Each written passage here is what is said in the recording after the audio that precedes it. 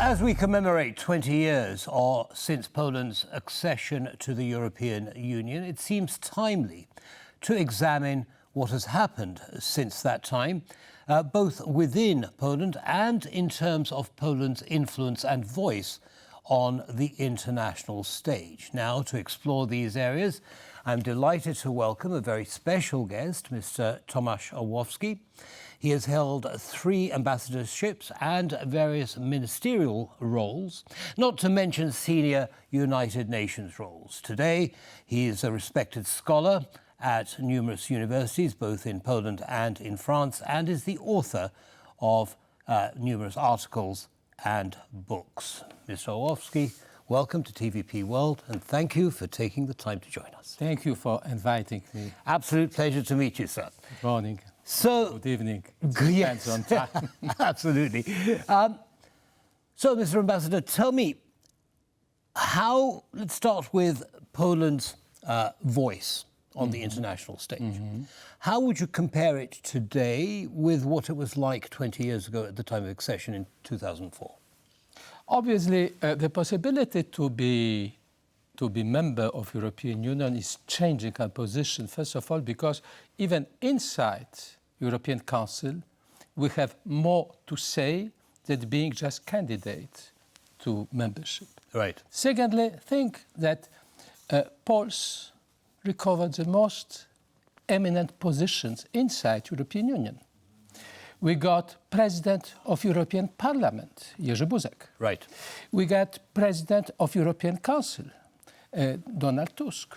Donald Tusk, in this capacity, as President of European Council, assisted to G7 summits. Right. It means even serving European Union and not Poland as Polish citizen, he, in the same time, was considered representative of Poland.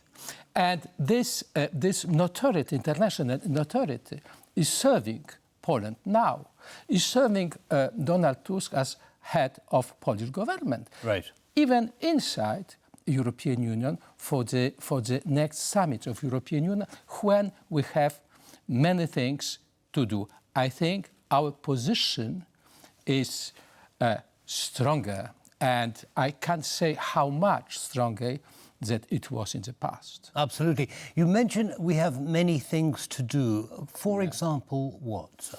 First of all, we have to help and to assist our Ukrainian friends to resist against Russian aggression. It is not only political need expressed by the statements of European leaders, but it is the very concrete help we have to provide. Financial help we are providing, weaponry we are deciding to send to Ukraine as well, and finally whole tremendous humanitarian aid we are offering to Ukraine. It is the first thing, because as you know, and unfortunately we have the examples how work of European Union can be blocked because one member state. And it is our duty to convince and to unlock this blockage made by one country. Secondly, we have the elections to European Parliament, right, who will be since now 6 weeks or even less. This elections to European Parliament will be perhaps crucial one. First, because it is the second largest election in the world, right, after Indian ones, right, who are just in this moment as process. Mm-hmm. It is the second largest elections in the world. Secondly, because we are fearing a risk of some intoxication, if I can say it, by Russians. We know that Russians is trying to have some influence on the result of elections. Third, because it is a lot of countries with the grounding position of populist movements, Poland is well placed for showing that populism, it is not a fatality. If population is wishing to return to the most democratic expression of our wish, Right. of our ambitions, we have to participate in these elections, massively participate in these elections. It's the second. The third, it is obviously all questions connected to the position of Europe in the world. It could be different angles. We have climate change. Europe is playing important role. Secondly, it is the question of migration. Migration, who is in some extent the major problem for European countries. You have finally the question of, who is connected to climate change, of the dependence, energetic dependence, who is a problem connected to, in the same time, to climate change, to authoritarian regimes in the world. And regional security, energy Exactly. security. Exactly. Right. Here right. we are. Absolutely. And that's, thank you for laying all of those things out, because obviously they are critical. And Poland, with 53 seats in the European Parliament, has a big say in what happens. Now, you mention one country standing in the way of a unified response to some of these. Do you anticipate that the way in which European Union decisions are made will be adjusted, in other words, requiring a majority rather than unanimity? You know, I think it is the logic of evolution of European project. If we are wishing to share our future with our friends and partners, we have to think how to be useful, and now how to think in the very selfish style about just ourselves. Right. In the sense, we have to think in larger way, what is the interest of our closest friends we decided to share a future. It is the first thing. Secondly, it is, you know, we have unfortunately the very mad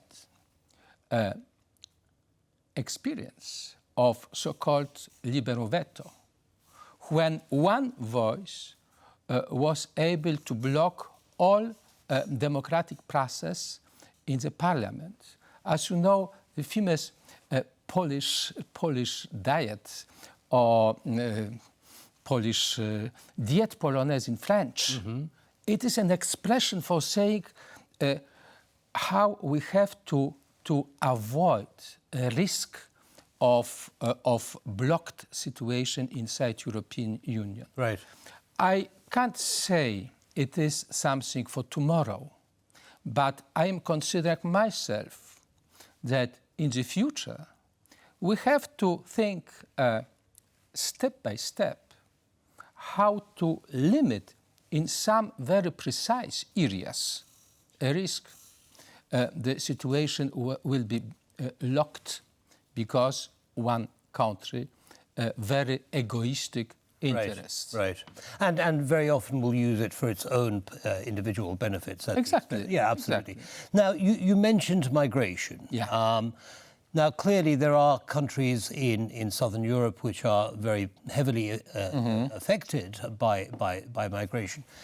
What do you feel about the EU's response to that migration, and what role do you think Poland can play in managing it? It is obviously a large topic. Myself, serving as ambassador of Poland to Italy, during the process, or during the time of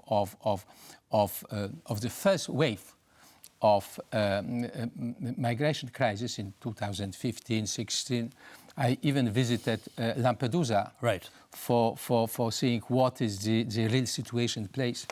I would say first, it is not the question of incident. it is a process connected to the climate change and to the demographic pressure, who will be, unfortunately for us, a long-term process. Right. We will live with a growing population outside Europe, especially in Africa. Africa, who during next 30 years will probably double population, with having on the other side desertification and all consequences of